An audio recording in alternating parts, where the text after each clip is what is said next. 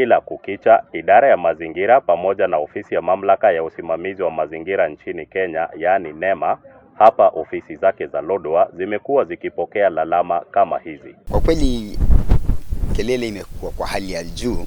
Ikifika Ijumaa huwa siku ina amani hadi Jumapili. Mimi ile kitu na complain kabisa ni kwamba nyinyi na makanisa zenu sifurahi. Hata hivyo, hali hii itabadilika kikamilifu baada ya kongamano iliyoshirikisha wahusika wakuu katika lalama hizo kuafikiana kwa lengo la kusuluhisha tatizo hilo. Today we were privileged to host the Interreligious Fellowship Forum in Lodwar.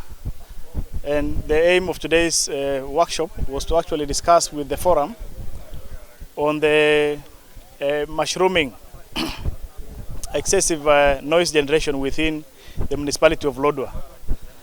And I think of late, since the moratorium was lifted, especially the curfew was lifted, we've actually witnessed, among other things, the increased number of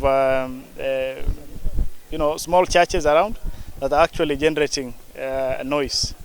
This law does not segregate. Why this group was brought as a religious group is because what they do is similar all around, but the law applies at all levels, including all emitters.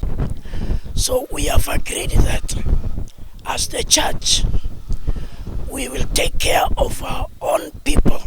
And what we have agreed is that anyone who can make noise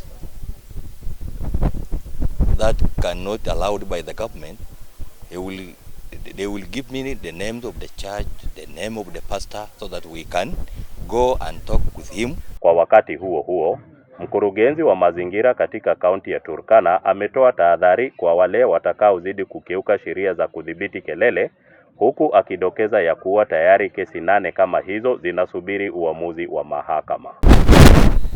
Since 2018 to date, we've managed to arrest 8 cases, and we've actually managed to push these cases forward to the court as a way of actually enforcing and controlling noise in this county.